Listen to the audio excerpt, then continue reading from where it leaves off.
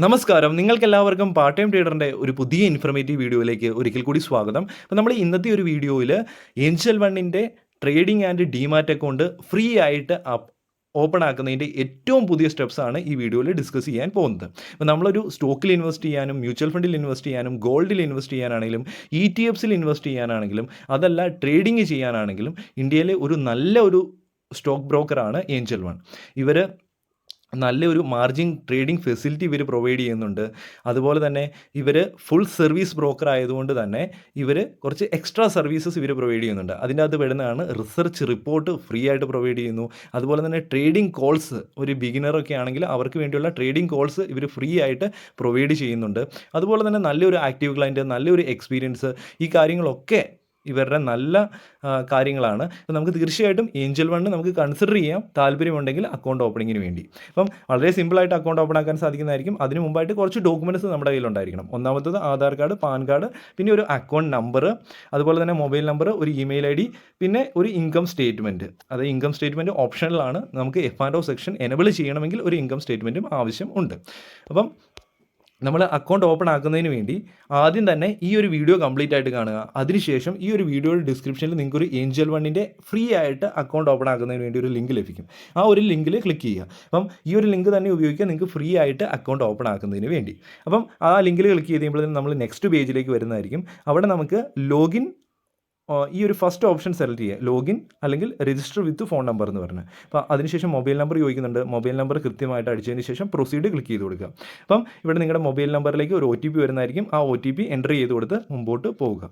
മുമ്പോട്ട് പോയി കഴിയുമ്പോഴത്തേനും എൻ്റർ യുവർ ഡീറ്റെയിൽസ്, അപ്പോൾ നമ്മുടെ പേര് ചോദിക്കുന്നുണ്ട്. പേര് കൃത്യമായിട്ട് അടിച്ചു കൊടുക്കുക. അതിനുശേഷം ഇവിടെ കണ്ടിന്യൂ എന്നേ ക്ലിക്ക് ചെയ്ത് കൊടുത്ത് മുമ്പോട്ട് പോവുക. അപ്പോൾ മുമ്പോട്ട് പോയി കഴിയുമ്പോഴത്തേനും നിങ്ങളോട് ഇമെയിൽ ID ചോദിക്കുന്നുണ്ട്. അതുപോലെ തന്നെ കണ്ടിന്യൂ വിത്ത് ഗൂഗിൾ എന്ന് പറയുന്ന 2 ഓപ്ഷൻ ഉണ്ട്. ഏത് ഓപ്ഷൻ ആണെങ്കിലും തിരഞ്ഞെടുക്കാം. ഇവിടെ ഇമെയിൽ ID തിരഞ്ഞെടുക്കുക, ബെറ്റർ ആയിരിക്കും. ഇമെയിൽ ID അടിച്ചു കൊടുത്തതിന് ശേഷം കണ്ടിന്യൂ ക്ലിക്ക് ചെയ്ത് കൊടുക്കുക. കണ്ടിന്യൂ ക്ലിക്ക് ചെയ്ത് എടുത്ത് കഴിയുമ്പോഴത്തേനും നമ്മുടെ ഇമെയിൽ IDയിലേക്ക് ഒരു OTP വരുന്നതായിരിക്കും. ആ OTP ഇവിടെ എൻ്റർ ചെയ്തതിന് ശേഷം സബ്മിറ്റ് ചെയ്യുക. അപ്പം നമ്മുടെ ഇമെയിൽ വെരിഫിക്കേഷനും കംപ്ലീറ്റ് ആയിട്ടുണ്ട്, മൊബൈൽ നമ്പർ വെരിഫിക്കേഷനും കംപ്ലീറ്റ് ആയിട്ടുണ്ട്.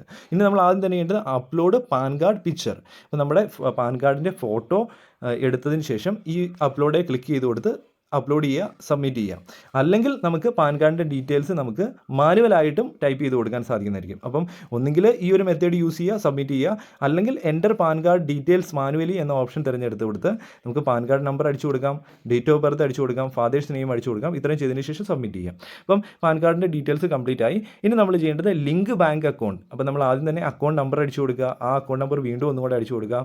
അതിനുശേഷം ബാങ്കിൻ്റെ IFSC കോഡ്. അപ്പോൾ നമ്മൾ ബാങ്ക് അക്കൗണ്ട് ഡീറ്റെയിൽസും കംപ്ലീറ്റ് ആയി. അപ്പോൾ ഇത്രയും കാര്യങ്ങൾ ഫില്ല് ചെയ്തതിന് ശേഷം കണ്ടിന്യൂ ക്ലിക്ക് ചെയ്ത് കൊടുക്കുക. നമ്മൾ മുമ്പോട്ട് പോകും. മുമ്പോട്ട് പോയി കഴിയുമ്പോഴത്തേക്കും നമ്മളൊരു KYC വെരിഫിക്കേഷൻ ഉണ്ട് ആധാറുമായിട്ട്. അപ്പോൾ അതിനുവേണ്ടി യെസ് എന്നത് ക്ലിക്ക് ചെയ്ത് കൊടുക്കുക. അപ്പം ആധാർ കാർഡുമായിട്ട് ലിങ്ക് ചെയ്തിരിക്കുന്ന മൊബൈൽ നമ്പർ നമ്മുടെ കയ്യിലുണ്ടായിരിക്കണം. അതിൻ്റെ അകത്തായിട്ട് ഒരു OTP വരും. ആ OTP നമ്മളൊന്ന് അടിച്ചു കൊടുക്കേണ്ടതായിട്ടുണ്ട്. അപ്പോൾ ആദ്യം തന്നെ അതേ ക്ലിക്ക് ചെയ്ത് എടുത്ത് കഴിയുമ്പോഴത്തേനും നമ്മൾ ഡിജി ലോക്കറിൽ ആധാർ കാർഡ് നമ്പർ ചോദിക്കുന്നുണ്ട്. അതൊന്ന് അടിച്ചു കൊടുക്കുക. താഴത്തെ ക്യാപ്ച ഇതുപോലെ തന്നെ ഇവിടെ അടിച്ചു കൊടുക്കുക. അതിനുശേഷം നെക്സ്റ്റ് ക്ലിക്ക് ചെയ്ത് കൊടുക്കുക. അപ്പോൾ നമ്മുടെ ആധാറുമായിട്ട് ലിങ്ക് ചെയ്തിരിക്കുന്ന മൊബൈൽ നമ്പറിലേക്ക് ഒരു OTP വരുന്നതായിരിക്കും. ആ OTP ഇവിടെ അടിച്ചു കൊടുത്തതിന് ശേഷം കണ്ടിന്യൂ ക്ലിക്ക് ചെയ്ത് കൊടുക്കുക. അപ്പോൾ ഇവിടെ ഡിജി ലോക്കറിൽ നിന്ന് ഇവർ ഡോക്യുമെൻറ്റ്സ് എടുക്കുന്നതിന് വേണ്ടി പെർമിഷൻ ചോദിക്കുന്നുണ്ട്. അലോ ക്ലിക്ക് ചെയ്ത് കൊടുക്കുക. അപ്പോൾ നമ്മൾ മുമ്പോട്ട് പോകും. മുമ്പോട്ട് പോയി കഴിയുമ്പോഴത്തേക്കും നമ്മളോട് സെൽഫി എടുക്കാൻ പറയുന്നുണ്ട്. നമുക്ക് ക്ലിക്ക് സെൽഫി എന്നേ ക്ലിക്ക് ചെയ്ത് കൊടുക്കുക. അപ്പോൾ ഇതേ ക്ലിക്ക് ചെയ്ത് കഴിയുമ്പോഴത്തേനും ക്യാമറ ഓപ്പൺ ആകുന്നതായിരിക്കും. അപ്പോൾ ഫ്രണ്ട് ക്യാമറ ഓപ്പൺ ആയെന്ന് വെച്ച് നമുക്ക് വ്യക്തമായിട്ട് നമ്മുടെ ഒരു ഫോട്ടോ സെൽഫി എടുത്ത് കൊടുക്കുക. അതിനുശേഷം കൺഫേം ക്ലിക്ക് ചെയ്ത് കൊടുക്കാം. അപ്പം അടുത്ത പേജിലേക്ക് പോകുന്നതായിരിക്കും. അവിടെ സൈൻ യുവർ ആപ്ലിക്കേഷൻ എന്ന് പറയുന്നുണ്ട്. അപ്പോൾ നമ്മുടെ സൈൻ ഏതാണോ ഈ ഒരു ബോക്സിൽ കൃത്യമായിട്ട് ഇവിടെ തന്നെ അടിച്ചു കൊടുക്കുക. അതിനുശേഷം സബ്മിറ്റ് ക്ലിക്ക് ചെയ്ത് കൊടുക്കുക. അപ്പോൾ ഈ 2 കാര്യങ്ങളും ഒന്ന് സെലക്ട് ചെയ്തതിന് ശേഷം സബ്മിറ്റ് ക്ലിക്ക് ചെയ്ത് കൊടുക്കാം. അപ്പം I am not politically exposed person, അത് നമുക്ക് വേണമെങ്കിൽ യെസ് ടിക്ക് ചെയ്യാം, അല്ലെങ്കിൽ ടിക്ക് ചെയ്യേണ്ട. നമ്മൾ ഏതാണോ അതനുസരിച്ച്. പൊളിറ്റിക്കലി വർക്ക് ചെയ്യുന്നുണ്ടെങ്കിൽ ഇവിടെ നമുക്കിത് ടിക്ക് ചെയ്യേണ്ട. അതല്ല, പൊളിറ്റിക്കലി വർക്ക് ചെയ്യുന്നില്ലെങ്കിൽ ഇവിടെ ടിക്ക് ചെയ്യാം. ഓക്കെ, അത് വലിയ വിഷയമുള്ള കേസല്ല, സിമ്പിളായിട്ട് ചെയ്യുക. അതിനുശേഷം F&O സെക്ഷൻ കറൻസി കമ്മോഡിറ്റി ഒക്കെ ആക്ടിവേറ്റ് ചെയ്യുന്നതിന് വേണ്ടി നമുക്ക് ഇൻകം പ്രൂഫ് അപ്ലോഡ് ചെയ്യേണ്ടതായിട്ടുണ്ട്. അത് വേണമെങ്കിൽ ബാങ്ക് സ്റ്റേറ്റ്മെൻറ്റ് അപ്ലോഡ് ചെയ്യാം, സാലറി സ്ലിപ്പ് അപ്ലോഡ് ചെയ്യാം, ITR റിട്ടേൺ അപ്ലോഡ് ചെയ്യാം, പാസ്ബുക്ക് അല്ലെങ്കിൽ DP ഹോൾഡിംഗ് സ്റ്റേറ്റ്മെൻറ്റ്, ഫോം 16, ഏത് ഡോക്യുമെൻറ്റ് വേണമെങ്കിലും നമുക്ക് അപ്ലോഡ് ചെയ്യാൻ സാധിക്കുന്നതായിരിക്കും.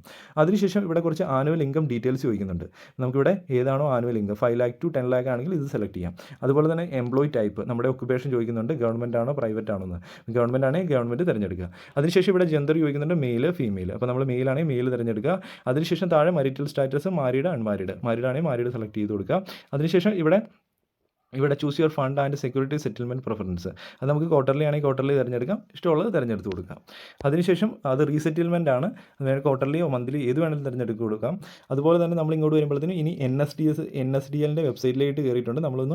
നമ്മൾ ഫോം ചെയ്തിരിക്കുന്ന ഫില്ല് ചെയ്തിരിക്കുന്ന ഫോം ഒന്ന് ഡിജിറ്റൽ സിഗ്നേച്ചർ ചെയ്യേണ്ടതായിട്ടുണ്ട്.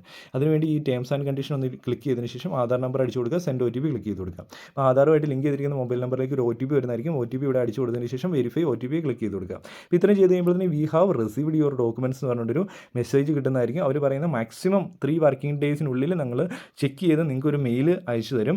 അപ്പോൾ നമ്മളൊന്ന് ജസ്റ്റ് വെയിറ്റ് ചെയ്യുക. അപ്പോൾ ഇവിടെ നമുക്ക് ഇങ്ങനെ ഒരു മെയിൽ കിട്ടും, congratulation your AngelOne account is activated എന്ന് പറഞ്ഞുകൊണ്ട് വരും. ഇവിടെ നമുക്കൊരു യൂസർ ID ഒക്കെ നമ്മുടെ മെയിലിൽ കിട്ടും.